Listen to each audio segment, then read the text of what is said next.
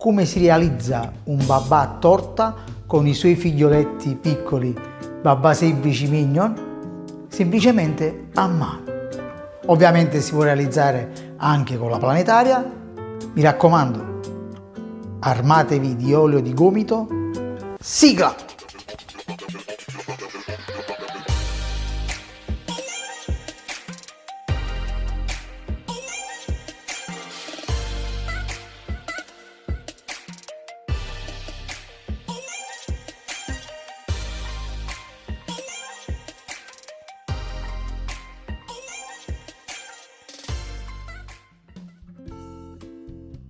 La prima cosa, mettiamo la farina sul tavolo, la farina Manitoba con almeno 14 grammi di proteine, poi mettiamo il lievito sbriciolato fresco all'interno, se è secco la metà della dose indicata, inseriamo lo zucchero semolato e il burro a pezzetti o margarina. Inseriamo anche le 3 uova iniziali, uguale sarà anche per la planetaria. Mettiamo tutti questi ingredienti in planetaria, le uova totali saranno 10, inizialmente ne metteremo 3. Aspettiamo che uniamo tutti gli ingredienti, lo stesso anche vale per la planetaria. Andiamo a far formare glutine a questo panetto. Noi a mano ovviamente inseriamo prima gli ingredienti centrali, poi andiamo a mettere la farina. Per la planetaria è uguale, impastiamo con gancio e formiamo questo panetto. Vedete, andiamo a formare questo panetto ben solido, uguale anche per la planetaria, vi dicevo. Dopo formato questo panetto ben solido, possiamo inserire le uova poco per volta. Io inserisco anche il sale in questa fase, metto altre 2 uova e il sale. Il sale lo potete inserire anche nell'ultima fase. Io lo inserisco nella prima fase perché impastando a mano serve il sale per far diventare l'impasto ancora più tenace. Lo stesso vale anche per la planetaria. Inseriamo queste 2 uova e aspettiamo che l'impasto diventi asciutto per inserire le uova successive. Andiamo a inserire l'impasto centralmente, da lateralmente lo mettiamo centralmente, inseriamo altre 2 uova. Le uova in totale, come vi dicevo, ne sono 10, quindi non possiamo sbagliare, inserendolo man mano, sempre poco per volta. Andiamo a pulire sempre lateralmente l'impasto e portarlo centralmente, in modo tale di avere un impasto sempre ben elastico. Adesso non è che è proprio esageratamente elastico, ma vedete che l'impasto già ha qualche segno di elasticità. Inseriamo le restanti 3 uova. Come vi dicevo, vale anche per la planetaria, uguale, solo che la planetaria ovviamente risparmiamo un sacco di lavoro. Fatto ciò, andiamo a lavorare raffinando anche a mano e pulendo sempre lateralmente l'impasto, portandolo verso l'interno, formando sempre un panetto centralmente. Adesso a questo punto, dopo fatto questa operazione, lasciamo riposare per almeno 10 minuti, pulendo sempre il laterale, e adesso dopo 10 minuti iniziamo a lavorare di nuovo con le mani e con il raschietto. Vedete che portiamo l'impasto sempre verso il centro. Perché facciamo riposare? Perché l'impasto leviterà e quindi ha una maggiore forza di glutine. Adesso a questo punto andiamo a raffinare l'ultima fase per bene l'impasto, in modo tale da avere quell'elasticità che serve al babà. E guardate, andiamo a portare tutto verso il centro e dopo questa fase adesso lavoriamo un poco con il raschietto e facciamo riposare a questo punto altri 10 minuti e dopo 10 minuti andiamo a lavorare così, in questo modo, raffinando sempre verso il centro. Adesso per questa fase facciamo riposare altri 10 minuti. Perché si fa questa fase? Perché in modo tale che l'impasto si riposa e ha la forza di formare glutine insieme al lievito. Fatto ciò, adesso facciamo riposare per ben un'ora. Questa è la fase più importante, perché guardate, dopo un'ora, che bello, l'impasto è perfettamente elastico. Ovviamente impastandolo in planetaria non c'è bisogno di tutti questi riposi, ma far diventare direttamente l'impasto come l'ultima fase semplicemente impastando con gancio o foglia, lo portiamo a questa elasticità con planetaria e l'impasto sarà pronto. Per noi ci è voluto un po' più di tempo e manualità per portarlo a questa elasticità, che adesso l'impasto è pronto e lo mettiamo. Guardate, faccio vedere come è l'impasto, quindi adesso è pronto per essere messo in lievitazione prima di formare i babà. Vedete, l'impasto è buono. Andiamo a togliere tutta la parte sottostante appiccicosa, puliamo il tavolo, ovviamente faccio vedere sempre un po' di pulizia, e adesso facciamo lievitare il doppio del volume più o meno. Guardate che spettacolo, l'impasto è lievitato, ci vorrà circa un'ora e mezza, in estate, ovviamente in inverno un po' in più. Abbiamo uno stampo da 28, oppure potete usare anche uno più grande, perché io ho fatto con i babbari piccoli, diciamo, intorno, quindi possiamo usare uno stampo da 30-32 cm.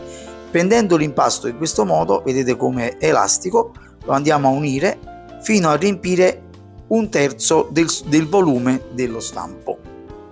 Vado a pirlare sempre per raffinare l'impasto e in due fasi, diciamo, prima da un lato e poi dall'altro lato, vado a riempire lo stampo di almeno 1/3 del suo volume. Tutti i babà devono essere riempiti 1/3 del suo volume, e vado a oleare anche gli stampini piccoli. Io ne ho 15, quindi faccio 2 volte 15 stampini mignon. Vado a pirlare. Perché si fa la pirlatura? Perché l'impasto si va a mozzare tipo mozzarella. Ovviamente se avete stampi di babà a bicchiere classici a pasta, ne usciranno più o meno una trentina di stampi grandi, e vado a riempire nei piccoli la metà dello stampo, perché adesso comunque il babà, dopo che sono messi negli stampi, sia il grande che questi qua piccoli, l'impasto scenderà, quindi lievitando eccetera eccetera, più o meno si arriva alla metà dello stampo. Vedete, l'impasto si è rilassato nello stampo, è 1/3 del suo volume. Vado a raddrizzare con le dita l'impasto, che ovviamente adesso è rilassato. Vado a dare una piccola battuta e metto in un forno preriscaldato a 30 gradi, poi spento, per far lievitare gli stampi. Vedete, dopo circa più o meno 30-40 minuti i babà piccoli sono ben lievitati e li vado a infornare a forno 190 gradi ventilato per 10 minuti. Questo è l'esterno, diciamo, ovviamente. Faccio vedere. I babà si tolgono facilmente dallo stampo e sono pronti, ben dorati, deve essere bianchi, e vado a infornare anche, vedete che è lievitato fino all'orlo dello stampo, sempre a 190 gradi per 25-30 minuti.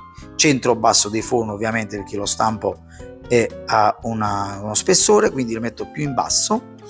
E voilà ragazzi, andiamo a fare il punch. Andiamo a mettere l'acqua e lo zucchero sul fuoco. Se volete possiamo mettere anche un po' di aroma rum, 2 fialette, quelle che si vendono nei supermercati. Mettiamo buccia d'arancia e limone d'arancia intera, poi si toglie al bollore. In questo momento si può togliere la buccia d'arancia anche dal fuoco. Mettiamo una teglia grande, più grande del babà, ovviamente, con una rete. Io ho preso la rete del forno a punch bollente. Mettiamo 500 grammi di rum di buona qualità, di almeno 40 gradi. Ho messo rum di 70 gradi. Più è buona la rum di qualità, ovviamente, e più il babà sarà saporito. Andiamo a cospargere senza muovere il babà, altrimenti rischiamo di farlo rompere. Andiamo a cospargere sempre di rum bollente, in modo tale che si apre. Andiamo a togliere la rum e il punch in eccesso che sta sulla teglia, muovendo sempre il babà con la rete, senza mani, altrimenti si rompe tutto il babà. E guardate, il babà man mano andiamo a constatare. Mettiamo sempre il punch sul fuoco se è il caso, se si è raffreddato. Ovviamente a me qua è in inverno, quindi si vede il fumo. Vado a constatare con le mani. Vedete, il babà, qualsiasi parte, ha bisogno di rum e di punch. Con il restante rum vado a bagnare i babà mignon. Aspettiamo sempre che si bagnano per bene, si aprono totalmente. Ovviamente tutto questo a babà e a babà mignon super raffreddati, se li fate il giorno prima è l'ideale, si seccano meglio, quindi si bagnano meglio e diventano anche più maneggevoli. Ecco qua, bagnati totalmente i babà mignon, li vado a mettere sempre sulla rete a fianco al babà gigante, vado a constatare sempre con le mani che siano bagnati per bene. Adesso li posso strizzare.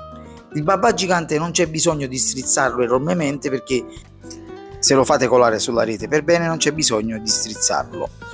Ovviamente è tutto facoltativo, a chi piace più bagnato, a chi piace più strizzato. Io vado a mettere anche un po' di rum in superficie, un rum assoluto, perché a noi piace più alcolico, e vado a mettere il rum assoluto sui babà in questo modo. Ovviamente questa fase è facoltativa perché a noi piace un po' più alcolica. Adesso guardate che bello, il babà è freddo, è facilmente malleabile con le mani, non c'è rischio che si spacca. Ovviamente se c'è il rischio che si spacca oppure l'impasto si va a sgretolare, è un problema che non ha formato la maglia glutinica e quindi il babà non è che è venuto abbastanza elastico.